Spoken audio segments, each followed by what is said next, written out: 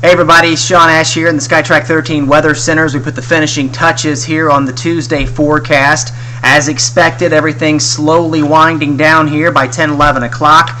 Let's give you the rundown for the rest of tonight. It's going to be very hazy, and I'll explain why in just a little bit. Maybe some fog again developing by the time you wake up in the morning. As we wrap up the month of June, we look back on one of the wetter months we've had in a couple of years. You have to go back all the way to April of 2013. This will go down as the 7th wettest June on record in Indianapolis. Nearly double the monthly average. What you look at the wettest June on record, we were shy by 4 inches, and the wettest month on record was July of 1875 of that year. Speaking of wettest month on record, that was Fort Wayne. They had almost a foot of rainfall.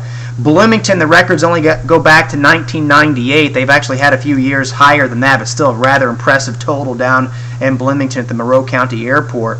And the rainfall departures for the month, as you might imagine, are pretty high, almost 8 inches above normal in Fort Wayne, over 5 inches above normal in Bloomington, and over 4 inches here in Indy. Now, we did have, again, some pretty decent thunderstorms that blasted through.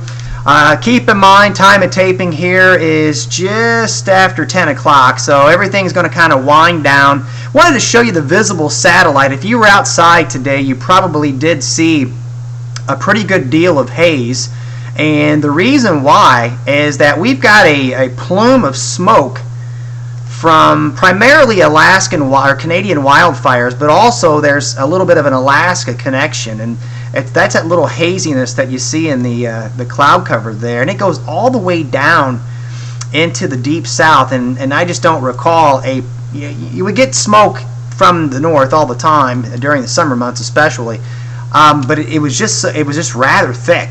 And as I look at the map here, you can see, without even putting the arrows on, you can kind of see what's going on in the upper levels. You see this clockwise spin out west, indicative of high pressure, and then you can see the connection to the wildfires that are around western Canada that flow coming down and then kind of curving back up. And that really is why we've had such an unsettled month this far. We've been in quite a bit of what we call trothiness in the jet stream. Meanwhile, they kind of bake out west, so to speak, underneath the hot dome. Now, what I'm going to show you here is the upper level pattern. Mind you, it's from one computer model run, but it's the European run for the next couple of weeks. Now, whether or not this is actually how it's going to map out, to be determined. However, it does show continued trothiness on the eastern part of the country, and if indeed that does hold, we would probably be a little cooler than normal and stay fairly unsettled. So a trend that we will monitor closely, and if you're a fan of summer weather, you might not want to see that. Here's the planner for Wednesday. We're going to call for a few thunderstorms. Most of that action, just like the next several days, is probably going to be for our southern counties. Now, could something sneak north of 70? Absolutely, and that's possible for the metro. I just think most of it is going to be a little bit farther south. We're going to take Future Track 13 into Tuesday morning. I think we're going to wake up to cloud cover and a little complex to our south that will kind of pinwheel through. So now we're into Friday, and again, watch what happens here as we play through time.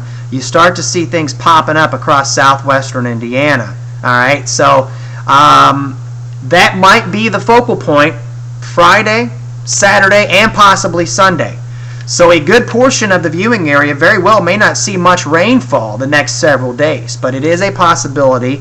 Though we don't have the storm symbols on there, we do have a chance tomorrow. Morning rain, I think, in southern Indiana on Thursday. A chance south Friday. And then isolated storm chances for Saturday, 4th of July. So, again, this is the rundown as of right now. We'll keep in that chance. It's about a 20% chance. But I think most of the evening hours should be in pretty good shape. And then likewise, as we go into Sunday, very hazy conditions and highs that will be in the 80s.